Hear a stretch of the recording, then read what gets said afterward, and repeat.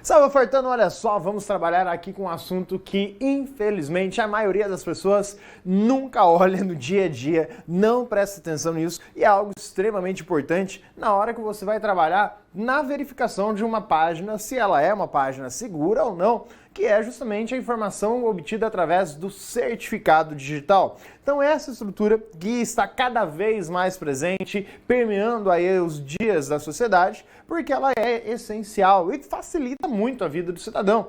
Cada vez mais você pensa no cartório como uma instituição que vai se aposentando, vai diminuindo o seu fluxo. Na verdade, é alguma atribuição mais específica que ele vai estar cumprindo nos dias atuais, em virtude justamente de ficar autenticando assinatura, documento, essas coisas vão perdendo aí a sua finalidade prática em ir no cartório. Você vai fazer tudo isso de forma digital, muito mais rapidamente. Imagina só, hoje você tem que pegar um contrato e ter que assinar esse contrato com assinatura reconhecida, mas a pessoa não está aqui, ela está em outro estado. E aí essa pessoa tem que assinar, reconhecer no cartório do estado dela, mandar por correio, tem que mandar por Sedex, porque aquela validação tem prazo de validade de 30 dias para que você possa usar aquele documento, enquanto que você poderia fazer isso no mundo digital muito mais rapidamente. A pessoa vai lá, pega o documento através do Word mesmo, gera esse documento, já usa o certificado digital ali e a partir disso manda por e-mail para outra pessoa que já pode utilizar, imprimir e utilizar aquele documento com uma assinatura válida e validada por uma entidade confiável. É isso tudo que a gente precisa entender. Por que do certificado digital, que é justamente o elemento por trás deste funcionamento, que oferece essa condição básica de segurança. Então, primeiramente, quando a gente fala em certificação digital, o que é o certificado digital em si? Quando você fala em certificado digital, você está adquirindo um par de chaves. Então, você vai falar assim, vou comprar um certificado digital. Legal, então você está comprando nada mais do que um parzinho de chaves. Lembrar que esse par de chaves aqui é justamente aquele par de chaves chamado de chave pública e chave privada. Então, você está adquirindo as duas. Legal? Sempre juntas. Você não consegue falar, vou comprar a chave privada e daqui a um tempo eu compro a chave pública. Não. Embora a pública seja criada a partir da chave privada, ela tem essa estruturação, mas são coisas aí que a gente entende, para efeito de prova, como sendo juntas. Tá? Sempre pensar assim, criou a chave pública e chave privada, vai criar essas duas chaves de forma conjunta, beleza? E junto a alguém competente. Então vai ter uma entidade específica, vai ter uma autoridade, um órgão que foi aí incumbido dessa responsabilidade para que você possa estar adquirindo o par de chaves. Só que cuidado, uma coisa é adquirir, comprar, outra é quem vai criar esse par de chaves, quem é o responsável por ele na sua geração, gestão, manutenção e inclusive para dizer que ele não vale mais. Então cuidado com esses pontos aí. Então vou adquirir o par de chaves. Para quem que eu vou recorrer? Bom, você pode ir numa autoridade de registro chamada de AR. Então, quem que é uma AR? A AR é a autoridade de registro. Essa é a mais fácil de encontrar e ter acesso, porque é justamente a finalidade dela, ser um acesso facilitado para as pessoas. Então, o que ela quer promover? A autoridade de registro, ela vai vender o certificado. É como se fosse um ente autorizado, por isso a autoridade de registro, ela está autorizada ali para facilitar o acesso do cidadão que queira adquirir um certificado digital, para que ele não tenha que ter todo o trâmite junto à autoridade certificadora. Então pensa só, você chega lá, esse elemento autoridade de registro, ele vai receber toda a sua documentação necessária de acordo com o tipo do certificado que você for adquirir, mas o papel da autoridade é pegar toda essa documentação e verificar se ela está toda ok, coletar outros dados como foto, assinatura, digital do cidadão ali, e enviar estas informações para a autoridade certificadora. Então, ela é um intermediário entre o usuário, entre o cliente, nem vou usar a palavra usuário, entre cliente, quem quer comprar o certificado, e a autoridade certificadora. Então, ela coleta os dados e manda para a autoridade certificadora. É a autoridade certificadora que vai ser a responsável por emitir o certificado digital. Então, a autoridade certificadora é quem cria, tá? Lembra da ideia do Cezinho? Cria. Registro faz o quê? Só pega a documentação. Por que dessa mecânica?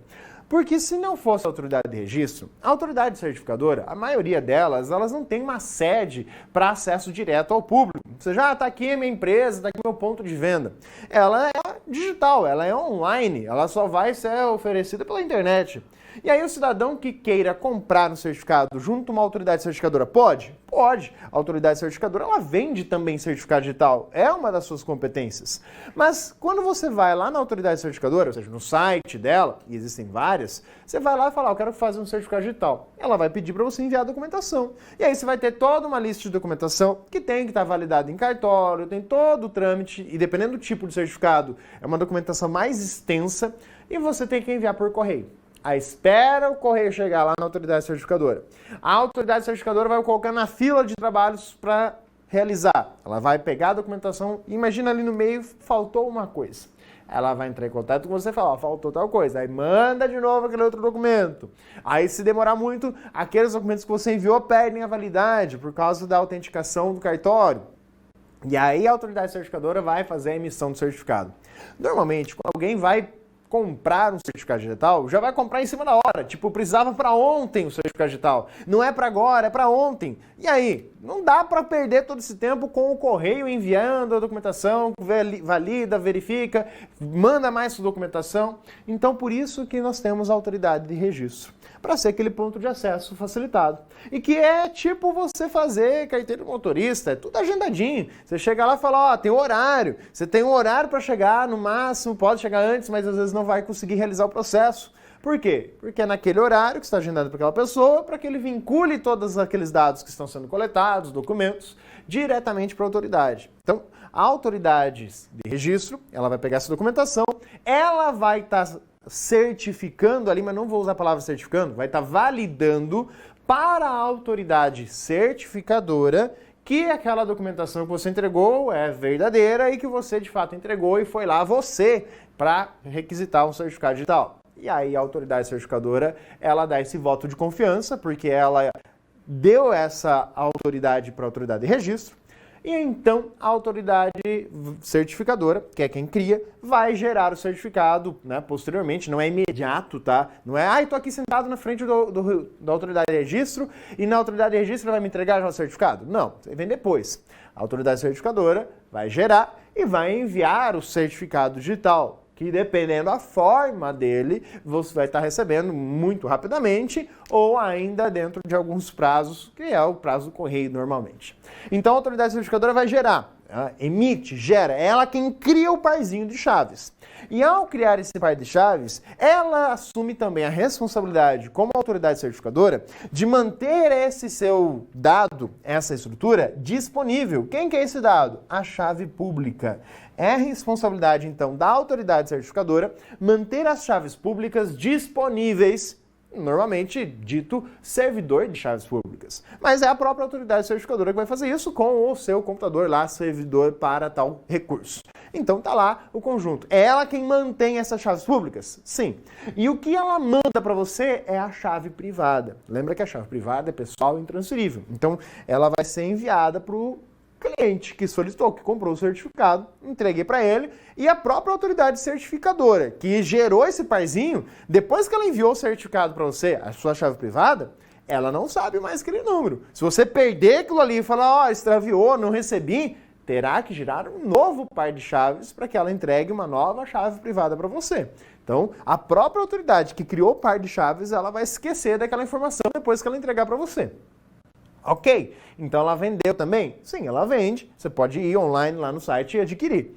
Mas também tem aí um detalhezinho que está aparecendo recentemente nas provas, que é falar da tal da LCR. O que é LCR? LCR é uma lista que as autoridades certificadoras, ou seja, as responsáveis por criar os certificados e manter ele ali, né, a chave pública, e de gerenciar todo esse procedimento, ela tem que divulgar uma lista, manter essa lista, dizendo assim, ó, os certificados que eu emiti lá atrás, mas que já não valem mais, estão aqui. Ou seja, eu emiti certificado, ele teve a validade durante este período, porque é necessário ainda ele manter ali para algumas situações, mas esse certificado, a partir de determinada data, não vale mais, ou seja, ele foi revogado.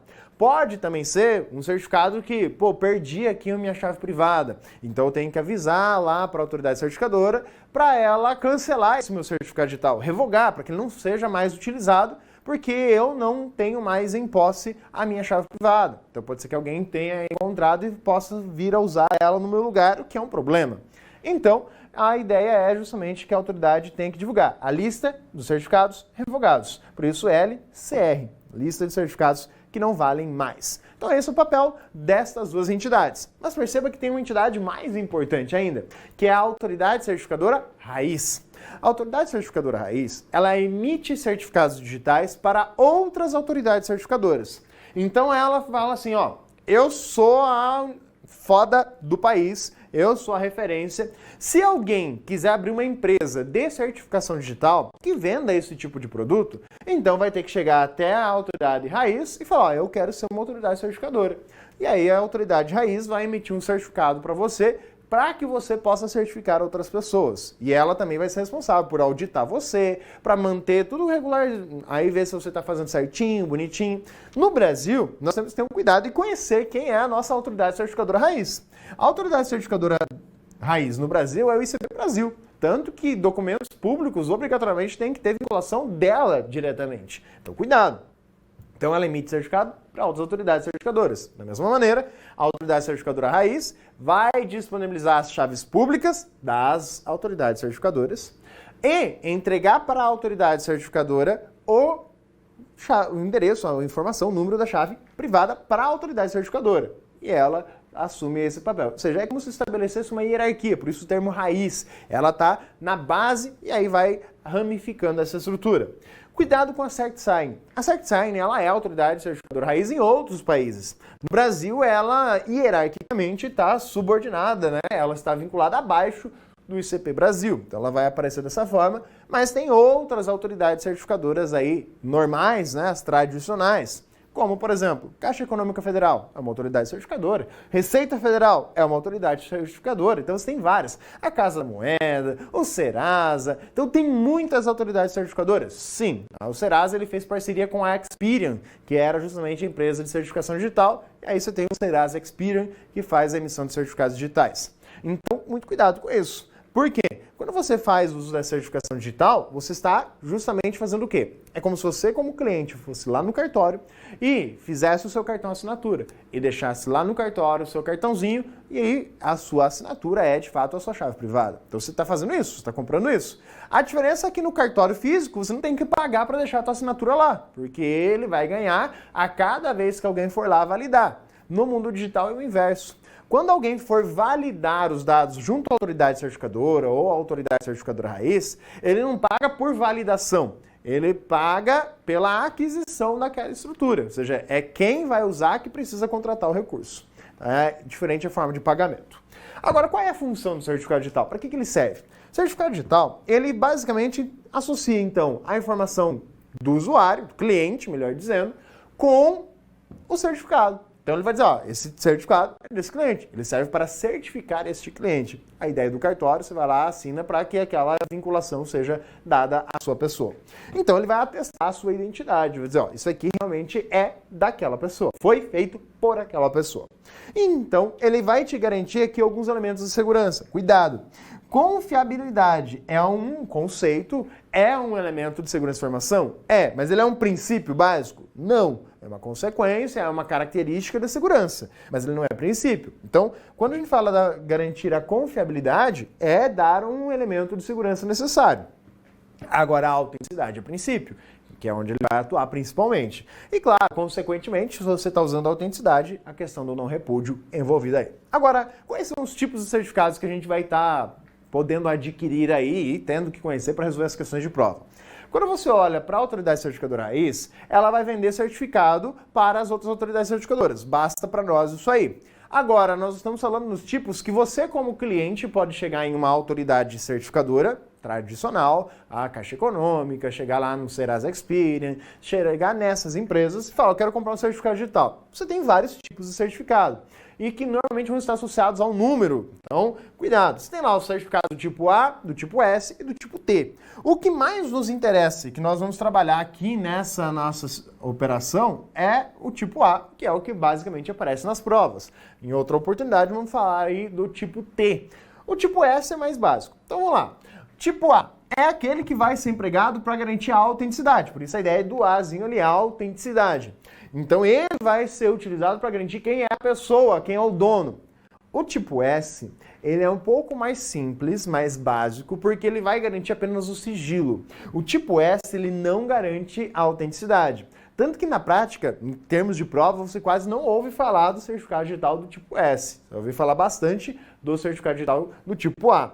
O tipo T é aquele que a gente vai falar no momento mais particular, que vai falar justamente do timestamping. Então, o timestamp é justamente um outro tipo de certificação de tempo envolvido aí. Então, olhando para o certificado do tipo A, ele tem várias numerações. Na verdade, essa regra de numeração ela vale também para o S e para o T. Então, você tem lá no S 1, 2, 3 e 4, o T também tem essa estrutura. Mas, tipicamente em prova, vai vincular com o A essa relação. Então, o que a gente precisa saber? Os mais tradicionais do mercado e de prova são os certificados digitais A1 e o A3. Então, esses de número ímpar são aqueles mais empregados aí nas provas e para aquisição. O certificado A1, ele é um certificado que é gerado por software. Então, a autoridade certificadora, ela usa um programinha mesmo. Ele vai criar as duas chaves, a chave privada e a chave pública para o cliente. E esses dados, principalmente a chave privada aqui, a gente vai falar, ela vai ser armazenada também em software. Ou seja, ela vai ter um programa. Você vai ter lá um programinha que esse programa vai fazer o processo e usar a chave privada que está dentro dele armazenada. Então esse é o mais básico. É o mais comum porque, lembra que eu falei que normalmente quando alguém vai comprar certificado digital está com pressa e quer para ontem? Então, esse é o mais tradicional porque para entregar é fácil. Eu só vou lá e mando o arquivinho para você. Ou seja, a autoridade certificadora envia para você um programa e ali dentro está a sua chave privada e para usar, você vai usar junto a esse programinha. É mais fácil. Só que como ele é muito suscetível, porque eu posso fazer backup dele, por exemplo, eu consigo copiar ele de um computador para outro e ter ele em 2 computadores ao mesmo tempo, ele tem uma validade menor. Por quê? Pô, é fácil de alguém roubar essa estrutura do usuário, né, do cliente que comprou o certificado e agora vai usá-lo. Então, por isso a validade dele é mais reduzida. Mas ele tem as suas facilidades e vantagens. Aquele que é o A2, que parece menos em prova, ele é gerado em software. Só que esse cara, ele é armazenado em hardware. Então aqui a gente já está falando da forma da chave privada. Então, como que é a forma da chave privada? Aqui a gente vai mencionar um pouquinho ela, mas eu já vou colocar aqui, ó, forma dessa chave privada. Forma. Como que ela pode aparecer para você? Ela pode aparecer, como eu mencionei ali, no software, ou seja, estar dentro do aplicativo. Ela pode ser justamente um número, esse aqui é um caso mais particular, e ela pode estar em um hardware, a ser o hardware. E nesse caso do hardware, a gente tem aqui o token, que é aquele pendrivezinho, e você tem aqui também a estrutura do hardware, que é apresentada na forma do smart card, ou do cartão que você tem aí. O que acontece? O software é o problema de ser mais suscetível a falhas, é um programinha só, então a validade dele é menor. Isso aí é a forma da chave privada, como ela vai aparecer para você. E esse outro caso, que foi criado por um software e eu armazenei em um hardware, eu vou estar armazenando em um token, um pendrive, tá? Ou num cartão. Quer ver um exemplo? O certificado digital que você tem quando você faz a carteirinha da OAB. Sim, a carteirinha da OAB ela é automaticamente uma estrutura de certificação digital. Por isso que ela tem validade de 5 anos, diminuíram para 3. Por que diminuíram para 3? Porque está intimamente ligado a essa estrutura, que é o certificado A3. Então calma lá. O que vai acontecer? Você vai ter uma carteirinha. Essa carteirinha tem um chip. Esse chip, dentro dele, há um número. Esse número é a sua chave privada. Legal. Então é a forma física que você pode pensar, ou abstrata, né, no caso do número, do software, do número, da identificação da chave privada. Então é essa a estrutura da chave privada. Então é aí que eu estou dizendo. O software criou e eu armazenei nesse hardware. Esse aqui é mais raro. Tá? Por quê? Não tem muita vantagem associada a ele. Agora, o A3 já é mais interessante, por quê? Ele vai estar trabalhando com chaves mais seguras, porque elas foram criadas por hardware. Então, é um hardware já especializado que vai criar o parzinho de chaves. E já vai gravar essa informação dentro de outro hardware. Qual a vantagem de ter uma chave privada gravada em hardware? A vantagem dela estar guardada no hardware é que eu não tenho backups. Mas essa vantagem é porque eu evito que alguém possa ter ela em 2 lugares ao mesmo tempo. Se eu estou com um cartão ou pendrive, eu sei que a minha chave privada está comigo e ninguém mais vai ter ela em mãos. Agora, se é em software, contador normalmente recomenda para que as empresas tenham esse, porque a empresa ela precisa emitir nota fiscal eletrônica lá no dia a dia e o computador também precisa estar usando aquela chave para acessar algumas coisas. Mas não é porque precisa, é um probleminha isso aí, tá? E aí, o que acontece é você ter ele em dois lugares sendo utilizado ao mesmo tempo. Se fosse na forma física, ia dar mais trabalho para o computador, ele não ia ter um acesso tão facilitado a toda a estrutura. Então, por isso que ele recomenda mais o A1. Mas o que acontece com o A3? Eu vou ter ele lá na carteirinha, vou ter ele lá no token. Sim, é o da OAB, é o que você tem quando você fala em eCPF, o eCNPJ. Normalmente você tem um certificado do tipo A3. Então ele foi criado por hardware e armazenado em hardware. E a validade dele típica é de 3 anos. O A2, né? A validade típica é de 2 anos. Pode ser maior? O A3 pode, tá? Ele pode ter uma validade maior, mas não é muito recomendado. O mais indicado é até 3 anos. O A4. O A4, ele já é um universo mais específico também, não é muito popular. Ele foi criado por hardware e é armazenado também em hardware. Só que ele tem uma validade maior, ele tem um uso mais restrito. Então, a gente acaba não falando muito dele. Agora, o tamanho da chave. Isso aqui é o tamanho da chave que a gente está olhando para a chave pública. Essa informação, ela é uma informação porque você pode pegar questões antigas e encontrar isso lá dentro. Mas na realidade hoje, você já pode dobrar isso aqui, tá? Isso aqui hoje você já pode pegar aqui 2048 como mínimo recomendado para todos esses três aqui. E o A4, você já pode pegar aqui o 4096. Então dobrar justamente o tamanho das chaves. Ah, e posso ter maiores? Pode. Quanto maior, mais seguro. Sim. Mas demorado também vai ser. Então tem que ter esse cuidado. Então o 4096 ou mais é mais seguro, com certeza. Então hoje, o A1, A2 e A3 trabalham com chaves 2048 e você tem aí justamente o A4 com chave tamanho do 4096. E é aí que está a robustez dela, por isso que ela te dá maior prazo de validade. Mas o mais importante e essencial é que você não pode ir para a prova sem lembrar disso. Certificado digital tem validade. E a média que você vai pensar é um prazo máximo de 3 anos. Tem as particularidades, como falei, mas pensa em 3 anos como referência. Aí você tem a aplicação dele que já fomos mencionando aí no meio do processo, né? Você tem a nota fiscal eletrônica, você tem a declaração do imposto de renda, você tem aí as formas, né, conhecidas como eCPF e eCNPJ. O que acontece? No teu material deixa uma listinha maior de aplicações, normalmente relacionadas à contabilidade, né, prestar contas ao fisco, fazer emissão de DARF, fazer emissões de outras coisas, né, enviar a documentação toda lá para a Receita, ele vai trazer para você isso. A necessidade de uso do certificado digital. Então, você vai abrir uma empresa, obrigatoriamente você vai ter que ter CNPJ eletrônico, ou seja, você vai ter que ter um certificado digital para poder emitir declaração de imposto de renda, para poder emitir nota fiscal eletrônica. É obrigatório ter esse cara. Tem que ser de que tipo? Pelo menos o A.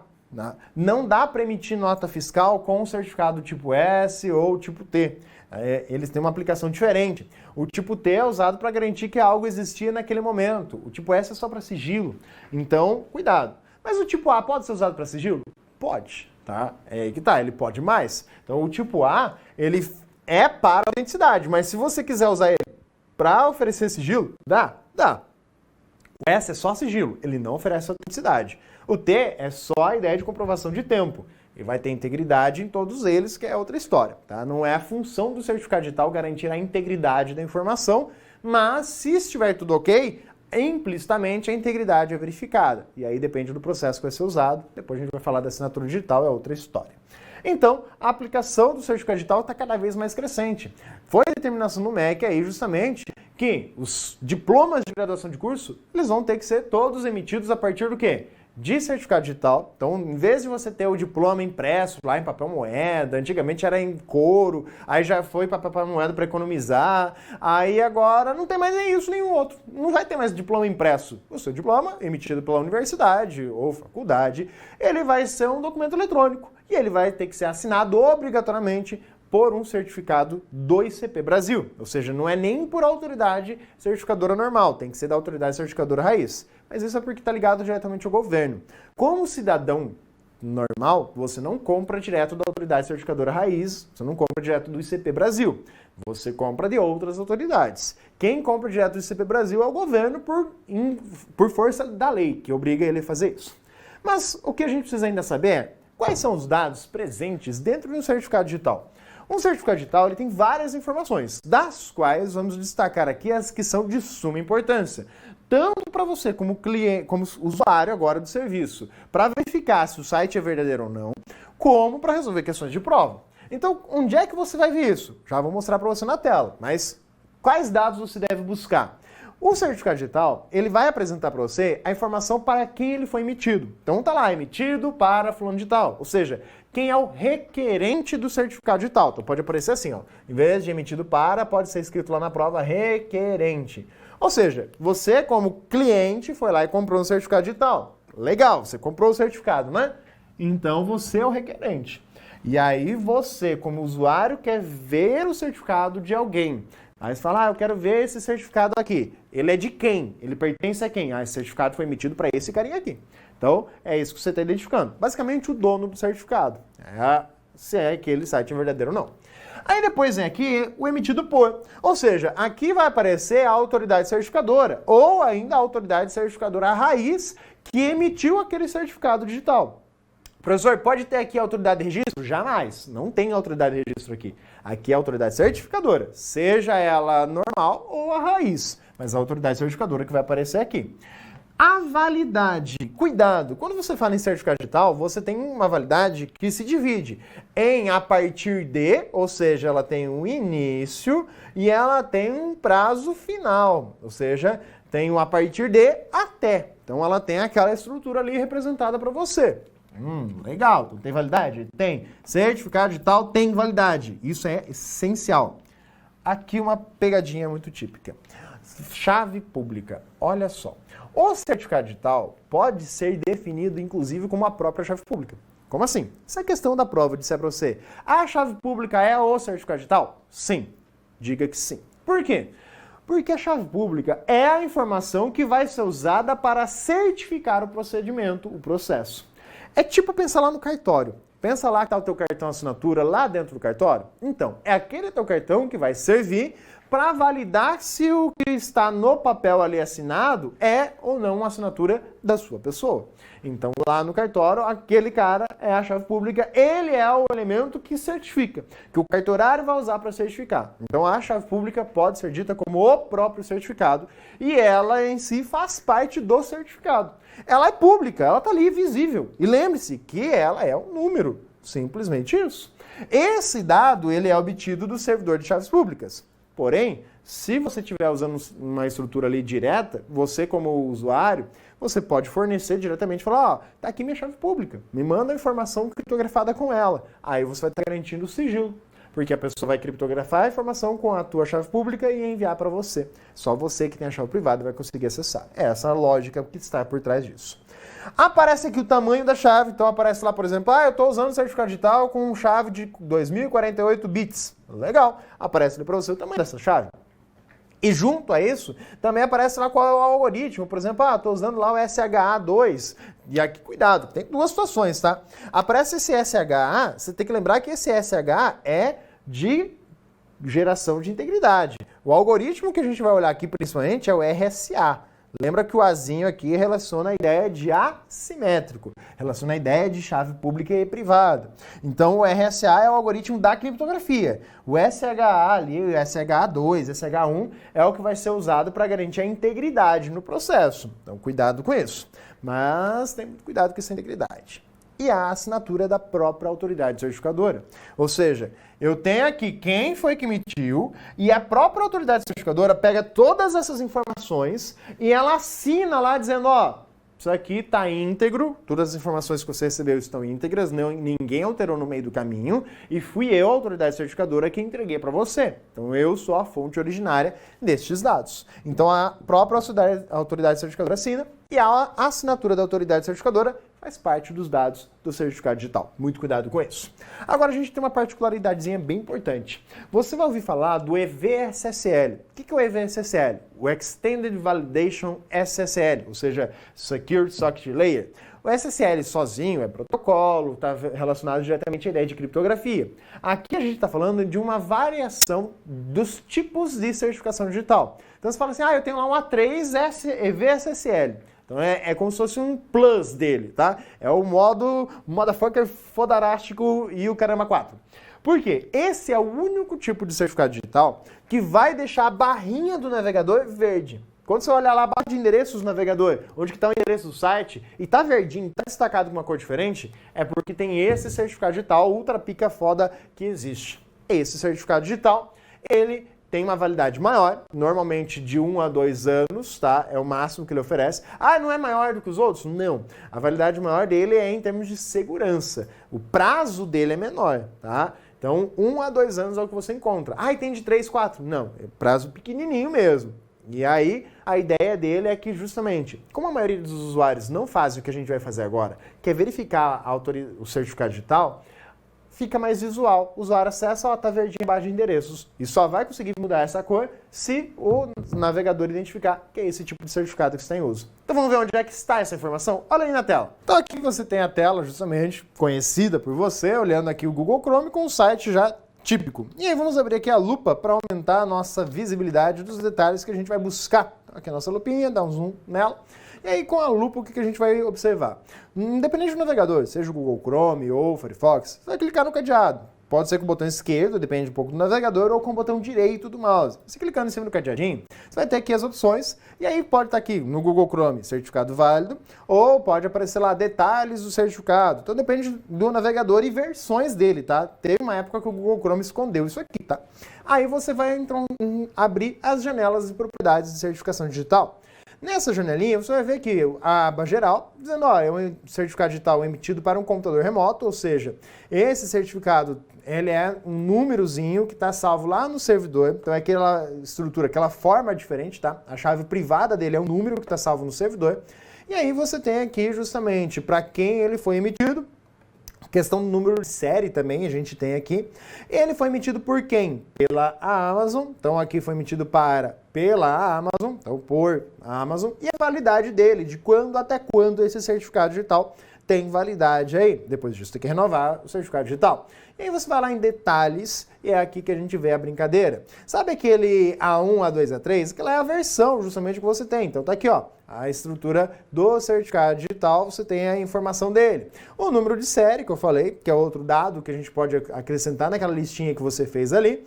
Qual é a estrutura da codificação hash, então o SHA-256 e vinculado ao RSA, por causa que ele está falando em assinatura digital, então é tanto a estrutura de integridade quanto a criptografia, e aqui só a parte do hash é o SH.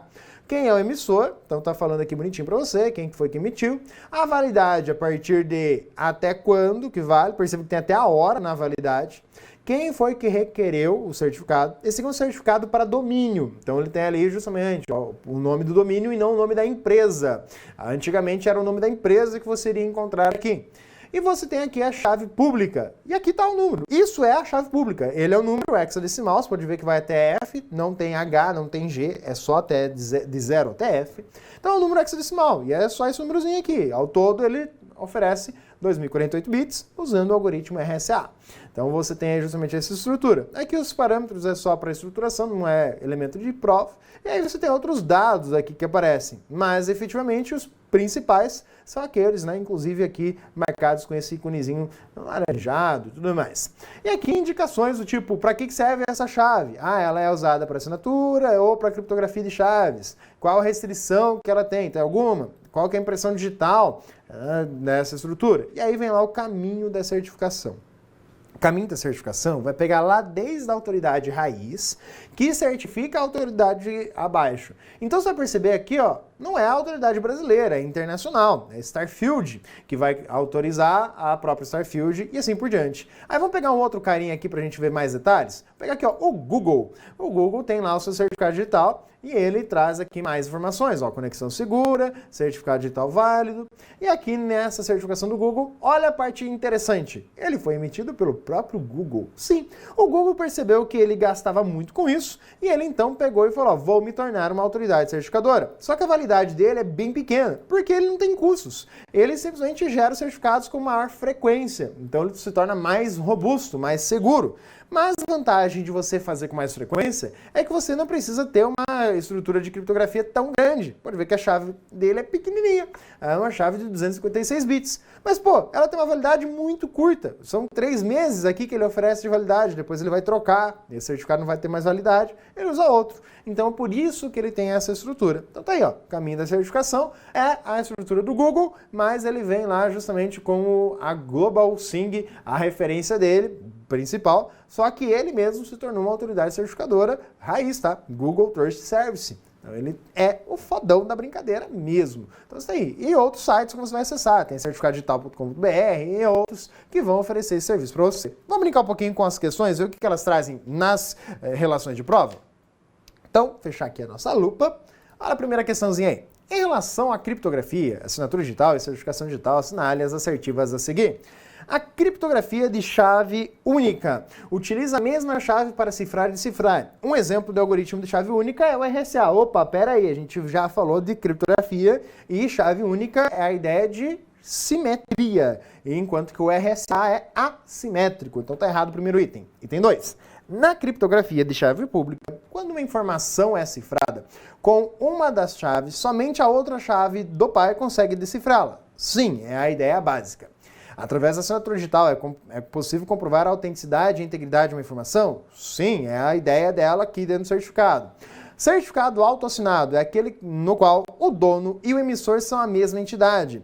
Pode ser usado de forma legítima ou maliciosa. Agora vem cá comigo. Olha a maldade. Certificado autoassinado. Professor, aquele do Google pode ser dito como autoassinado? Mais ou menos. Porque o do Google é uma autoridade certificadora. Ele é uma autoridade certificadora que emite para ele próprio, mas ele tem uma hierarquia dentro da sua estrutura. Então ele está emitindo para o site, ele é uma entidade maior, mas ele está emitido para o site dele também ali, você pode ver que tem uma hierarquia que a gente identificou. O que acontece com o autoassinado? Eu, como cidadão, que não sou autoridade certificadora, vou lá e gero um parzinho de chaves pública e privada e eu digo que eu mesmo gerei aquilo ali. O certificado autoassinado só serve para garantir sigilo. Ele não vai garantir a autenticidade, dada a particularidade aí do Google, que é outra história. Mas o autoassinado, quando eu, que não sou autoridade certificadora, gero o parzinho de chaves, dá para gerar? Dá. Qualquer programinha, você pega lá no Linux mesmo, você faz isso no terminal. Você vai lá e gera o parzinho de chaves. E aí você usa eles tranquilamente, mas para sigilo, ele não vai conferir a autenticidade como você é acostumado a olhar para o certificado digital. Então, muito cuidado com o autoassinado. Beleza? Então ele pode ser usado de forma maliciosa? Sim. Significa que eu posso chegar ali, acessar um site, e na barra de endereço do site estar o HTTPS e o site ser falso? Sim. O fato de ter HTTPS só indica que há criptografia. É a única certeza que você tem. Se tem ou não certificado, você tem que clicar no cadeadinho e ver se tem o certificado digital válido. É aí que está o ponto. A maioria das pessoas não faz isso. A maioria das pessoas só olha lá HTTPS e fala, o site é seguro. A segurança é entre você e o site. Quem é o site tem que olhar o certificado digital para poder identificar. Então vamos lá ver qual que é a nossa resposta. Lá na tela, a gente viu o primeiro falso e os outros três são verdadeiros, né? O 2, 3 e 4. Olhando para as alternativas, você tem aí justamente a alternativa D, que propõe essa estrutura. Olha a próxima questão. O certificado digital, emitido por uma autoridade certificadora, AC, visa atestar a associação entre uma chave pública e uma entidade ou pessoa, né? Privada ou pública, ou a pessoa jurídica ou pessoa física. Dentre as etapas do processo de validação de um certificado digital, deve-se verificar se a assinatura do certificado está presente na lista de certificados revogados, publicada pela AC, está presente na lista de nomes revogados. Bom, LCR é uma coisa que você pode pensar, né? Publicado pela AC faz sentido, agora esse LNR não. Está presente na lista de assinaturas revogadas lá? Não, também. Então, as B e C não tem nada a ver. Foi realmente gerada pela C. Opa! Agora, se você está olhando lá, a ideia de certificação digital, você vai, primeira coisa, ver se ele foi gerado realmente por uma autoridade certificadora, para ver se ele é válido. Agora, se ele está numa lista de revogado, o próprio navegador vai dizer para você que ele está revogado. E se ele realmente foi gerado pela entidade ou por uma pessoa. A ideia é ver se ele foi gerado pela autoridade certificadora. Por isso, verificar quem é a emissora do certificado digital. Beleza? Ficamos por aqui e até a próxima.